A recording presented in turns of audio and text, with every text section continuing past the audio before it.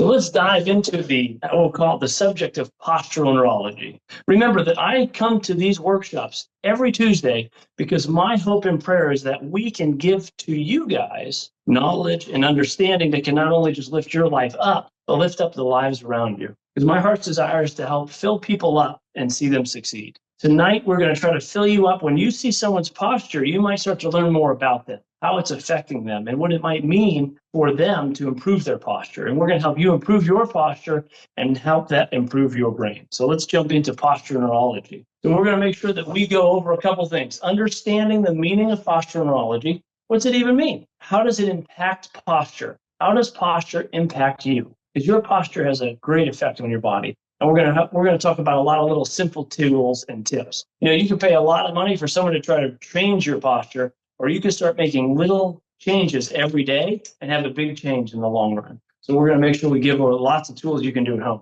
Postural neurology is very special. It's really a study of how your brain and your body work together. That's chiropractic. We want to improve the brain and body connection. But when your brain and your body work together to control your posture, that's called postural neurology. We've been studying this for thousands of years to even treat health problems by improving posture. But today we really understand that posture and movement can tell a lot about your health of your brain and your body. Kind of a sad story, but will have a good ending. But there's a patient of mine who's been a patient of mine since he was very young. And he would always present with his head kind of tilted to one side to an extent that I noticed that even as you're getting older, that it seemed to be getting worse. And eventually some issues were going on, and they found out he even had a tumor in his brain. Luckily, it was just more of a cyst that's being removed, and he's getting better. But your posture will start to tell you when your body really is having struggles. So know that our posture tells us so many things. So pay attention to our posture, and it will affect our health. Why do we study this? Well, good posture, either you're sitting or you're standing at a desk or going for a walk, it's going to help your body work better. Ultimately, your mind is going to feel more connected to you and to your alertness when you have better posture. You see, your posture will dictate certain chemicals being released into your brain. If I slouch and I hunch, I actually produce more of a fight or flight chemical called cortisol, which means that we're going to be less alert and more depressed. When we open our posture up and stand tall, we actually release more endorphins or serotonin. So postural neurology helps us understand the true impact of posture and how we can feel better physically and mentally just by changing our structure. Your structure is going to dictate your function all day long. So minding your posture is very, very important. Your spine is the foundation of support. It has a natural position that is going to guarantee the most effective movements. If we're a machine and we ideally have the best position, we're going to move the most efficiently with the least amount of effort or put the less amount of stress on our bodies. If we have poor posture, we're going to start to affect our joints and our bones and our muscles, but even more importantly, even our organs. Think of a scoliosis. A severe scoliosis is considered even a medical problem at a certain point of surgical intervention because organs can start to get squished and deteriorated. Well, even with bad posture, you start to affect your organs. There's a study that was done in Europe, and they took older adults and they would measure how forward their head was from their shoulders. Basically, they'd lay them on their back, and they would find out if their head could touch the ground. For the individuals in the study whose head was significantly forward and wasn't touching the ground by more than 2 inches or more, or 2 centimeters or more, 2 centimeters, not a lot, had an increased risk of mortality than the peers who could have their head hit the ground. So poor flexion posture increases heart disease risk because of the pressure that it places on your heart and your lungs. So your posture affects everything. Breathing to thinking, hormone production to digestion is affected by your posture. This is why we want to mind our posture. Your spine is, again, dependent and entails the position of your body. And your brain can affect all this. Just think, if you're down, if you're not feeling well, you slouch, you hunch. And that perpetuates even more chemicals of feeling more down. So start to make those changes. And we're going to go over some of those things tonight. So what are some of the common issues when we have poor posture, when our neurology is affected? We may breathe more shallow, very shallow breaths. We may have more fatigue and foggy brain. Our digestion is absolutely affected. Just think, if I compress my stomach, if I compress my intestines, they're not going to move food through properly. Misalignment on our joints is evident. This is why most people end up seeing me, because their spine becomes out of alignment and discs and joints will wear and tear. Increased stress is noticeable the more poor our posture is. Our balance and our coordination is affected the more our posture is altered. Our society has largely forgotten the importance of bodily posture, alertness, digestion, and importantly, for one's psychophysiological disposition is affected just by our posture.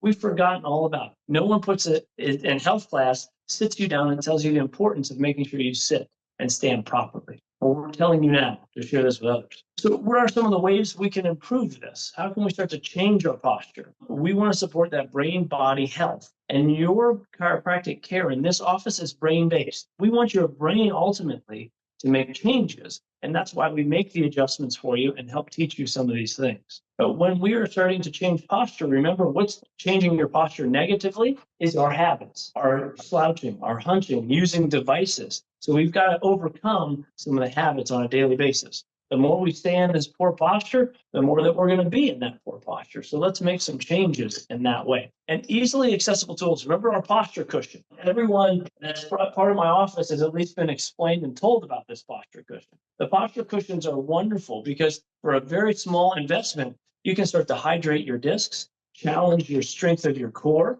and also even traction and really make changes in your spinal curve by just using this posture disc. So posture discs are a wonderful tool to have around. Try using a mirror or your phone or apps to give you feedback on how you're seated. One of my patients, I told him to find a buddy at work who would love to just do a little sleuth or a voyeur and just take a picture of him when he doesn't know it. So he can get feedback on what he looks like when we see his posture. So just remember that it's so important that you have ways to check how you're looking even when you're not paying attention. You want to set up an ergonomic workstation. If you have to sit for long periods of time, you need to make sure that there's some specifics on how you're situated. Number one is that you want your feet flat and your hips level. If your knees are too high or too low, you're going to start to have challenges with your posture. Your monitor should be right at eye level. You should be able to look straight at that monitor. Most people's monitor is down. You want to make sure that you're sitting tall but not stiff. Remember, we always talk about that string attached to the top of the head, raising us up, raising us tall. If we just try to sit back or we start to slouch forward, this is not going to get us good position, as well as thinking that string pulling straight up.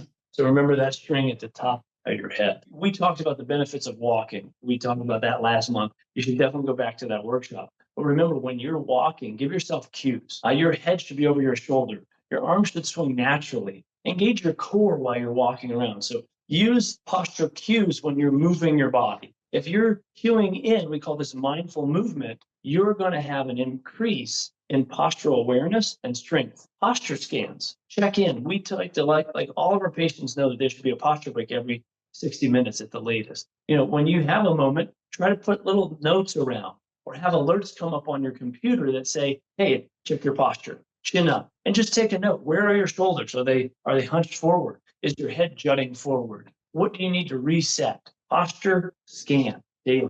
How do we activate the brain-body connection? Cross-crawl exercises are amazing. This is just marching, really just marching in place. But if you can try to touch your elbow to your knee, kind of crossing that, this is great ways to wake up your brain and help increase your core and your posture. Cross-crawl exercises, activate that brain-body. Just try to stand on one foot. I think if you've been in my office for any length of time lately, you know that we challenge your balance. We want to find out, can you do 30 seconds with your eyes open on one foot? And then try to close even more of a brain-based pathway.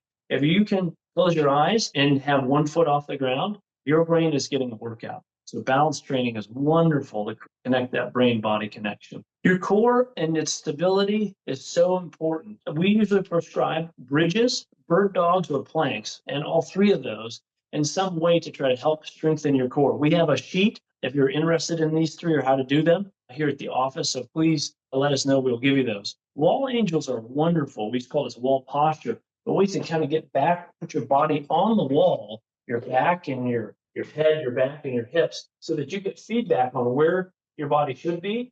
And then you can even just kind of bring these arms up and down, trying to stay on the wall. But we have handouts for those as well if you're looking for those. But training your core and your stability, all huge when it comes to your posture. And remember, better posture, better health, a longer life, better movement, less wear and tear, and just more vitality in the end. Use short and frequent movement breaks. Movement breaks are so important. Those posture breaks must happen. If you work at any length of time sitting, you need to get up at least every hour. If you don't, gravity will win, and your body will slowly deteriorate without you realizing it. So one day you won't be able to sit up straight, and you'll need a lot of work to change that. So remember, posture breaks. Reset your posture. At least do a quick extension stretch. We call this a posture break, where you just simply extend your head, extend your back, and palms up. That's a posture break. We like to take deep breaths with that posture break. And that's why one of the biggest things that we're recommending also with these is diaphragmatic breathing. Breathe right. If you use your postural muscles properly and you breathe properly, you're activating your core and you're calming your nervous system. When we slouch and we breathe here, we're using all of our upper chest, and that actually causes more stress and more tension. So tall, breathe fully into our belly, diaphragmatic breathing. So you guys have a good night, and we'll see you probably sometime in this week or next week. See you guys.